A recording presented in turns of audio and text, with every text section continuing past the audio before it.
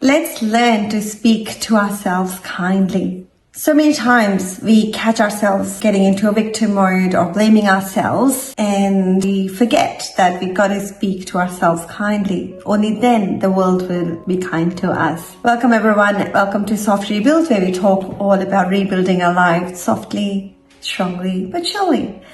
So let's take example of a child, right? When a child's growing up, parents look at, them doing something. They'll say, no, kind hands, soft hands, stay kind. They will do that, right? But when they talk about themselves, they will get into victim mode. They will be blaming themselves. I remember a lot of my friends, they'll say, I'm so unlucky. Or they'll say, I can never do this right. And then obviously, because you keep telling yourself you can never do this right. Now, this is something we tested on ourselves. So the past 2 years, we'd had subtle racism in my son's cricket club, where he would do really well and then he would be pushed down in the order of bowling, even after taking wickets and giving great average and everything. And then my son was like, I never get a chance and blah, blah, blah. I was at a point where I was like, let's just leave cricket. It's giving you more grief. Then he said, no, I don't want to. And I said, then you need to change your mindset. Then if whatever they do, you ignore that. Just assume you are the best and you are getting opportunities. The season has just started here in Australia, and he's had maybe, 3 weeks of cricket up until now, and he's got all the right opportunities, all the fair opportunities, and he's actually doing very well because, you feel valued. Now, this is just one example of shifting a mindset on something really matters to him big time. Talking about yourself kindly is very important. I guess the other thing in my real life example, I would feel that I haven't been able to give the family I wanted to my son, in his early childhood. Being a single parent, you're always working and, you never get time to sit with your child, or when you're sitting with your child, you're thinking about finances or tasks and stuff. So you're never kind of relaxed. So that was not the kind of parent I wanted to give my son. I really wanted to be very present mom. So I used to blame myself a lot. I was like, I never get time to do this. And guess what? I never did at that time. It was until I started to change my thought. It's like, no, whenever I'm with my son, I'm just going to be present with him. When I'm working, I'm going to be focused working on it. And I stopped complaining and I said, no, I have time for everything. I've lived balanced life. Even before I started doing that. So using positive words in the morning really helps. Positive words should be used throughout the day. But setting my day first thing in the morning with positive words and affirmations really helped. I have practiced before. I used to just say, not feel. So it didn't make much difference. So I've read some books and podcasts, and there's some amazing research on affirmations. So unless you really feel, affirmations are not going to be of much use, unfortunately, but it is an instant relief sometimes to me. For example, something really annoying is going on, and then inside of myself, I'm like, it's okay, it's only temporary.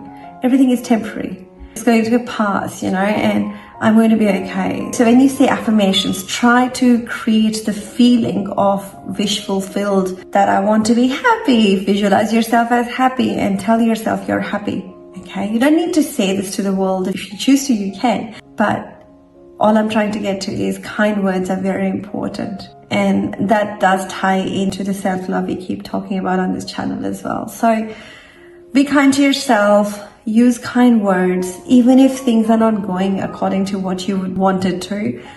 Because sometimes things are just out of our control. We can't do anything about it.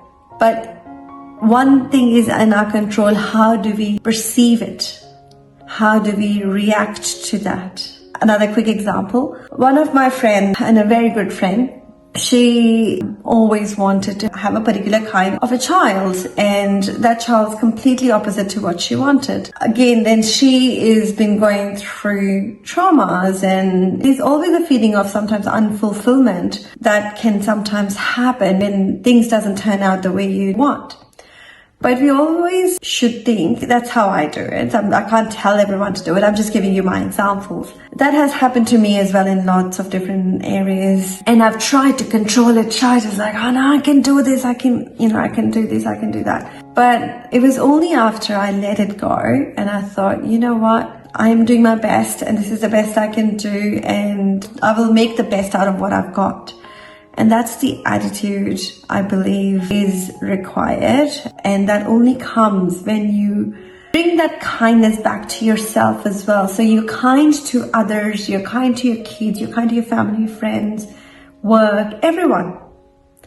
But the first person you want to be kind to is you. You are important, and that's what matters. If you're kind to the world and not kind to yourself, seriously, no point. I'm not saying just be kind to yourself and don't be kind to the others, but prioritize kindness to yourself and then still be kind to the others as well. But first it's you. And you will notice that you're a happier person and much calmer person, much patient person. Whatever you feel is not going your way, I'll give you another quick example. When you have a teenager, you go through moments like, oh, I'm not the best parent.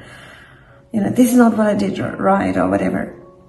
Then I'll start shifting the thought in the opposite direction. Like, I'm a great parent. This is just a moment. It's going to go.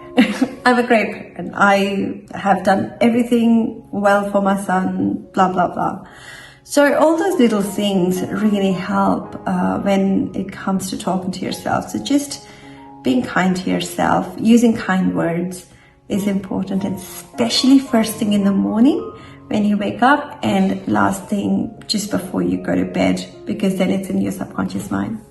That's how I do it, and hopefully that helps somebody. Even if it's just one person who gets help from this video, I'd be so grateful. On that note, thank you so much for listening to me. I really hope you be kind to yourself and love yourself and stay happy. Thanks. Bye-bye. Thank you for being here.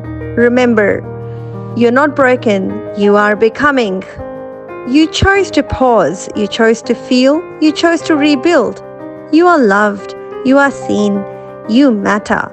I believe in your rise and the soft power of healing on your own terms.